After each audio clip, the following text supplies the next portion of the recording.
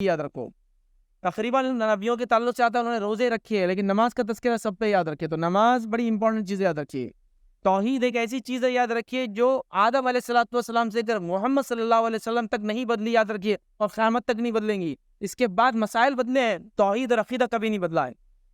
تو نماز کو تھام لو، نماز کو پکڑ لو، اور اس کو اس طرح سے پکڑ لو اور تھام لو جیسے سانس لیتے ہیں اس کے بغیر زندگی کا تصور نہیں ہے.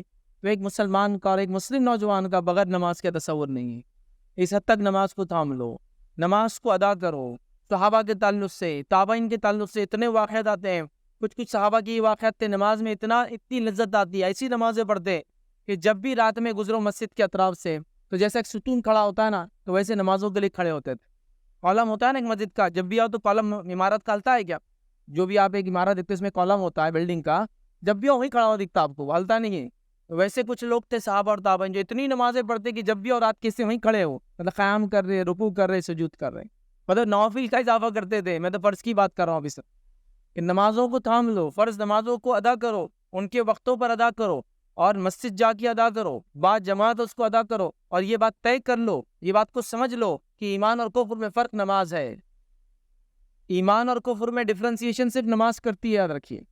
سمجھ رہے؟ اگر نماز نہ ہوئی تو پھر کوئی فرق نہیں ہے ایمان والے اور ایک جو ہے جو ایمان والا نہیں ہے، اس میں کوئی فرق نہیں. یاد رکھیے وہ بھی باقی سارے اعمال کرتا ہے جو آپ کرتے ہیں، صدقات کرتا ہے، خیرات کرتا ہے، ہاں روزہ رکھتا ہے، اور کیا کچھ نہیں ہے، ان کے پاس بھی تمام اچھائیاں. یاد رکھیں، لیکن نماز ڈفرینس کرتی ہے. یاد رکھیں نبی اکرم صلی اللہ علیہ وسلم پہ نماز ابتدائی دور سے فرض تھی، صحابہ پہ نماز فرض نہ تھی، تو بھی آپ صحابہ جو ہے 2 وقت کی نمازیں پڑھتے تھے.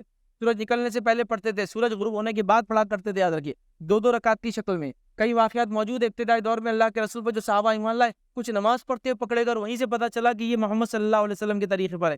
تو گویا صحابہ تو نماز فرض نہ تھی جب سے پڑھ رہے تھے، جب فرض ہو گئی تو انہوں نے اس کو تحفہ سمجھا اللہ کی طرف سے، اتنے خوش ہو گئے.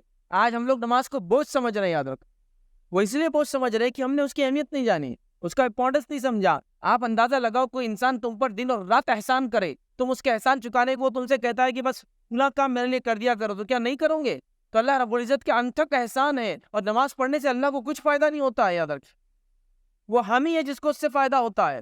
تو کیوں نہیں سمجھ رہے اس چیز کو؟ تو نماز پڑھنا ہے، ہر روز پڑھنا ہے. ہر روز میں کتنے وقت پڑھنا ہے؟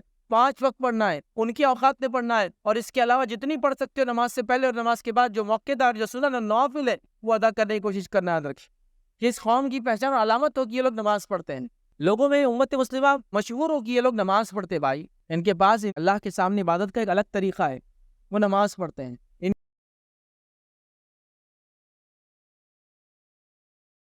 السلام علیکم. آپ بھی ہمارے اس کام میں تعاون کریں اپنی زکات و صدقات کے ذریعے. ڈونیشن ڈیٹیلز کے لیے ڈونیٹ پر کلک کریں. اگر آپ کو ہمارے ویڈیوز پسند آئے ہیں تو اسے شیئر کریں اور ثواب کے حقدار بنیں. روزانہ ہمارے ویڈیوز کو پانے کے لیے ہمارے یوٹیوب چینل کو سبسکرائب کریں اور بیل آئکن دبائیں. ہم سے دیگر سوشل میڈیا پر جڑنے کے لیے ویڈیو میں دیے گئے آئی ڈی کو سرچ کریں. جزاک اللہ.